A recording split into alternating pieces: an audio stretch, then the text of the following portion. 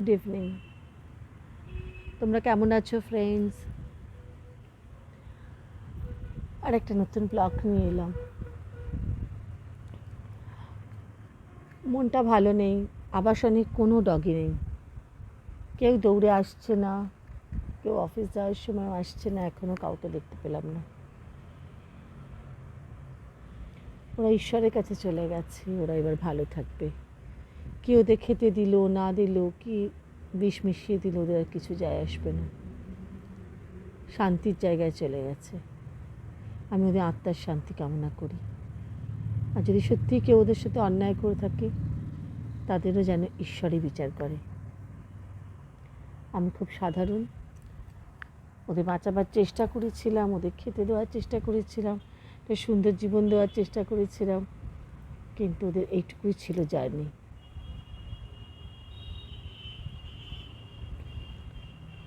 কার কখন জার্নি শেষ হয়েছে আমরা সত্যিই জানি না। কস্তুরী আমার কলেজের বন্ধু। আজকে ফেসবুকে আমাদের ছবিগুলো এসেছিল, রন্টির মেয়ের ছোট্ট বাচ্চাটার জন্মদিনের দিন আমরা সব কলেজের বন্ধুরা গেছিলাম, কস্তুরীও ছিল।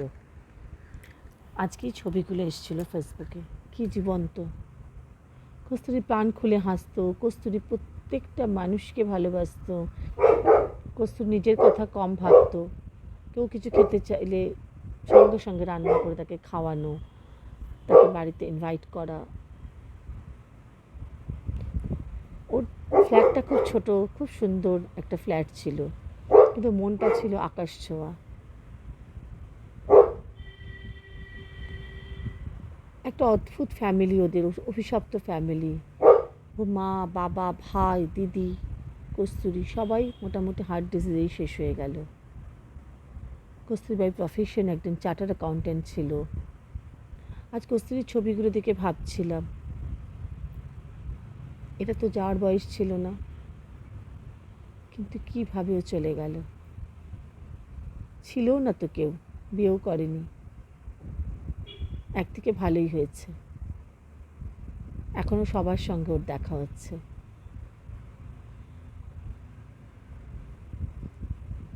অনেক কষ্ট পেয়েছে কস্তুরী শুনেছি, কিন্তু অনেক খবর অনেক দেরিতে এসেছিল। লাস্টের দিকে কিছু মিসআন্ডারস্ট্যান্ডিংয়ের জন্য আমার সাথে ওর কন্ট্যাক্ট ছিল না। কিন্তু সবথেকে একটু আনফর্চুনেট, যেসব বন্ধুদের জন্য আমাদের মধ্যে মিসআন্ডারস্ট্যান্ডিং তৈরি হলো, সেই বন্ধুরাও কিন্তু ওর খবর রাখতো না। সেই বন্ধুদের যখন ফোন করেছিলাম কস্তুরীর খবর জানার জন্যে, তারাও কেউ বলতে পারেনি। সত্যিই খুব অদ্ভুত লেগেছিল। It's very unfortunate, pathetic. কারোর সঙ্গে কারো মিসআন্ডারস্ট্যান্ডিং তৈরি করে দেওয়াটা ইজ ভেরি ইজি হয়তো কারোর কাছে, কিন্তু তারপর তার যত্ন করা, তারপর তার টেক কেয়ার করা, তারপর সেই বন্ধুত্বটাকে এগিয়ে নিয়ে যাওয়া, সেই দায়িত্বটা তারা করলো না। কিন্তু আমার আর কস্তুরী অনেক মিল ছিল। আমার আর কস্তুরীর অনেক রাত অবধি কথা হতো। আমি জানতাম ও যন্ত্রণাগুলো, আমি ওকে বুঝতে পারতাম।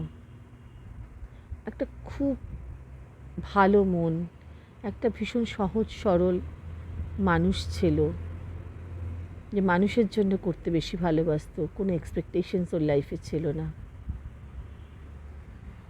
কিন্তু ওই যে মিসআন্ডারস্ট্যান্ডিং তৈরি করা, তার মধ্যে নিজে না জড়ালেও পারত। আমি বারবারই ভাবতাম কস্তুরীর সঙ্গে আমার নিশ্চয়ই কথা হবে, দেখা হবে, যাব, কথা বলবো।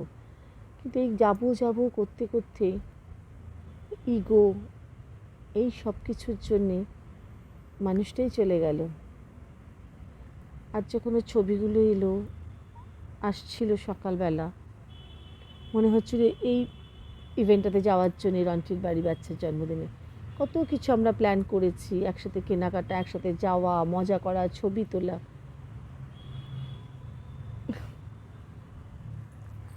এখন সেই মানুষটাই নেই।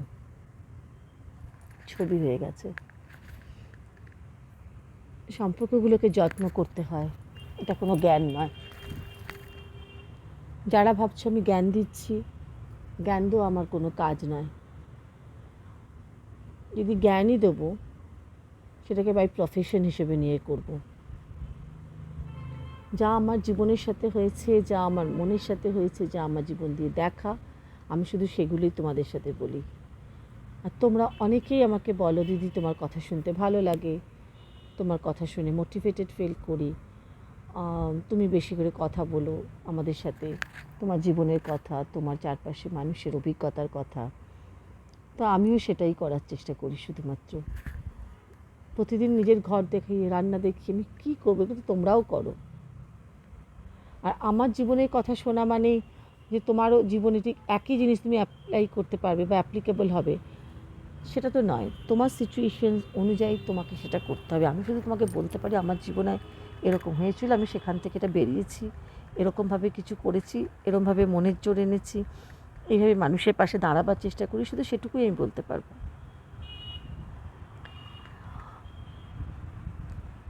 সম্পর্কগুলোকে যত্ন করতে হয়, এ কথা আমি বারবারই বলি। আমি তো খুব চেষ্টা করি। আর আমি দেখেছি বারবার কেউ না কেউ যখন, যারা খুব ইনসিকিওর বা যাদের লাইফে সব কিছু থাকার পরও ভীষণ ইনসিকিওর, তারাই এই ধরনের জিনিসগুলো করতে থাকে। আর এই জিনিস আমার সঙ্গে বহুবার হয়েছে, বহুবার। আমার একজন বন্ধুর জন্য আমার 30-35 বছরের বন্ধুত্ব নষ্ট হয়ে গেছে একজনের সাথে। গ্রুপের মধ্যে ঢুকে নোংরামি করা, এর কথা ওর কাছে, ওর কথা তার কাছে করা, যে মানুষটা সফট তাকে তার নামে বলা, মিথ্যে কথা, কিছু কথা টুইস্ট করা, কী লাভ? কারোর সঙ্গে কারোর বন্ধুত্ব বা সম্পর্ক নষ্ট করে দিয়ে তুমি কী পাচ্ছ? আমার তো মাথাতে এটাই ঢোকে না। এত ইনসিকিউর কেন তুমি? তোমার পরিবারের সমস্যা তোমাকে মেটাতে হবে, তোমার পরিবারের সমস্যা অন্য কেউ মেটাতে পারবে না। সেখানে ইনসিকিউরিটি দিয়ে মিথ্যে কথা বলে সত্যি তুমি সেই বন্ধুটার সঙ্গে বন্ধুত্ব রাখতে পারবে? একটা বন্ধুত্ব 30-35 বছর রাখা মানে প্রচুর স্যাক্রিফাইসেস, প্রচুর সময়, প্রচুর আন্ডারস্ট্যান্ডিং, প্রচুর অনেক কিছু দরকার হয় একটা সম্পর্ককে রাখতে গেলে।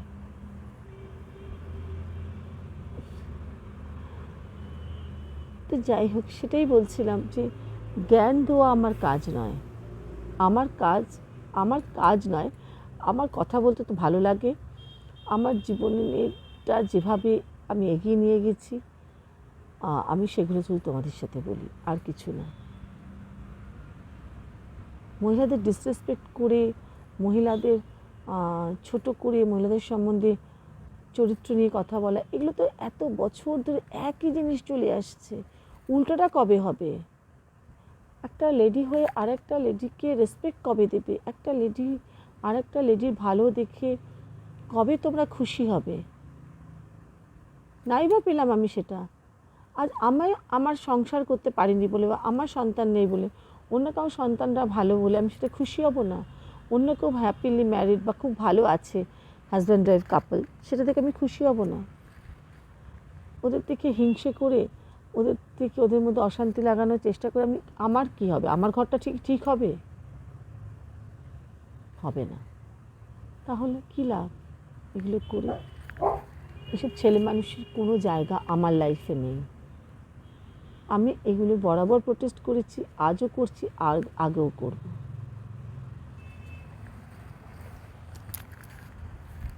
জানো, এই যে শাড়িটা আমি আজকে পরেছি, এটা আমার বিয়ের শাড়ি, বিয়েতে পাওনা শাড়ি। এই শাড়িটা আমি খুব যত্ন করে রাখি। এই একটাই শাড়ি আছে যেটা আমার বিয়েতে পাওনা শাড়ি, মানে আমার কাছে। ওই বাড়িতে হয়তো অনেক কিছু আছে, কিন্তু এই বাড়িতে আমার কাছে এই একটাই আছে। তো এটা আমি খুব যত্ন করে রাখি। ঠিক যেমন সম্পর্কগুলোকে যত্ন করে রাখি, ঠিক সেরকম শাড়ি জামা কাপড় আমি যত্ন করে রাখি।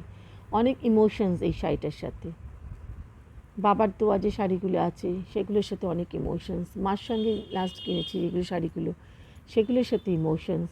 আমার প্রচুর শাড়ি আছে বা প্রচুর গিফট আছে যেগুলো আমার সেই বন্ধুরা এখন নেই, নেই মানে নেই, আর তাদের কখনোই পাবো না। তো সেই জিনিসগুলোর ভীষণ আমার কাছে তাদের যত্ন করতেই হয়।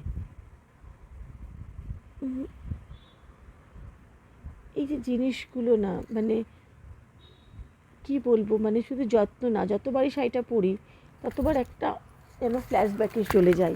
সেই বিয়ের দিন সন্ধেবেলা, সেই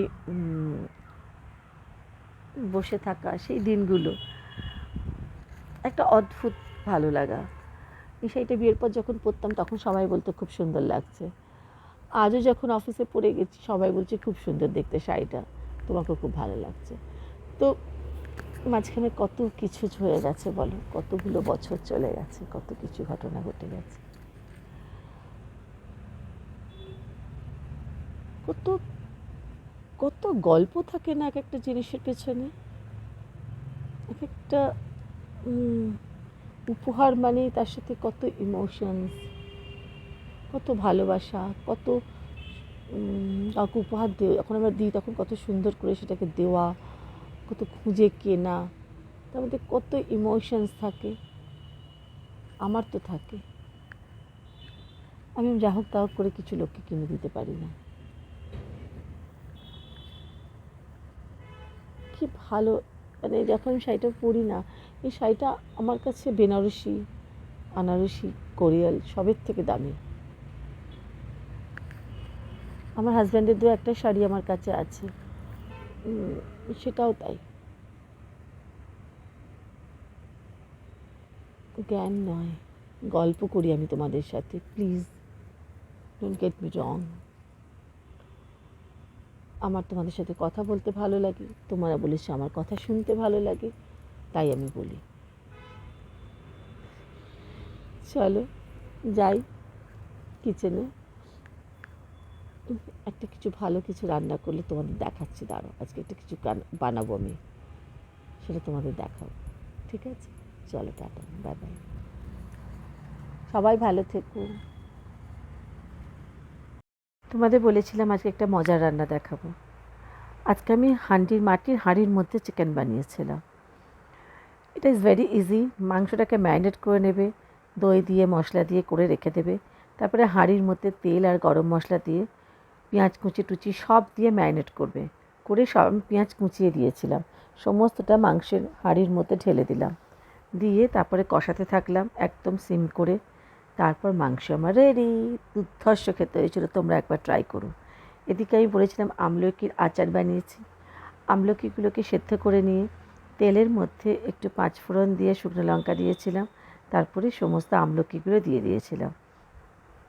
আমলকির আমার কাছে অনেক রসগোল্লা এসেছিলো, সেই রসগোল্লার থেকে যে রসটা ছিল সেই রসটা দিয়ে আমি করবো ভেবেছিলাম। আমি চাটনি টাটনি সবসময় এই রসগুলো দিয়েই বানাই। তারপরে আমলকিগুলো দিয়ে দিলাম তেলের মধ্যে, তেলটা গরম হয়ে গেল যখন, শুকনো লঙ্কা আর পাঁচফোড়ন দেওয়ার পরে তারপরে আমলকিগুলো তেলের মধ্যে সব দিয়ে একটু নাড়াচাড়া করে অল্প একটু হলুদ আর শিরাটা দিয়ে দিলাম, ওই রসগোল্লার রসটা দিয়ে। তোমরা এটা গুড় দিয়েও করতে পারো, গুড়েও খুব সুন্দর হয়। তারপরে ওপরে একটুখানি নামানোর আগে ভাজা মশলা দিলাম, তাহলেই হয়ে গেল। ভীষণ সুন্দর হয়। আমলকি খাওয়া ভীষণ উপকারী। আমি আমলকি শুধু শুধু খেতে পারি না, তার জন্য আমি আমলকিটাকে একটা আচার মতন বানিয়ে রেখে দিই অনেক দিন ধরে, প্রত্যেক দিন একটু একটু করে খাই খাবারের সাথে। তোমরাও এটা বানিয়ে রাখতে পারো, দেখবে এটা ভীষণই ভালো। এই শিরাটা দিয়েছিলাম পুরো আমলকিটার মধ্যে, এটুকুতে হয়নি, এরপর আমাকে একটুখানি আবার চিনিও অ্যাড করতে হয়েছিল। আর গুড় দিয়ে করলে আরও ভালো হতো, কিন্তু আমার কাছে গুড় ছিল না আর এই রসটাকে ইউজ করতে হতো, তার জন্য আমি রসটাকে দিয়েই বানিয়েছিলাম। তো আমলকি খাওয়া না চুলের জন্য, পেটের জন্য, হজমের জন্য, তারপরে স্কিনের জন্য, সব কিছুর জন্য ভীষণ ভীষণ ভালো। ভিটামিন সি ভীষণ দরকার তো আমাদের শরীরে। তো এইভাবে তোমরা আমলকি খেতে পারো, বাচ্চাদেরও খাওয়াতে পারো, দেখবে ভীষণ টেস্টি হয়। ভাজা মশলা গুঁড়ো বা চাট মশলা দিয়ে দেবে একটুখানি, আর গুড় দিয়ে করবে, চিনির থেকে গুড় খাওয়া অনেক ভালো, তো গুড় দিয়ে করবে, খুব ভালো লাগে খেতে। করে এটাকে ফ্রিজে রেখে দেবে, যখন ইচ্ছে হবে একটু শুধু শুধুও খেতে পারো, বা ডালের সাথে যখন ভাত দিয়ে মেখেও খেতে পারো, খুব ভালো, তোমরা চেষ্টা করো।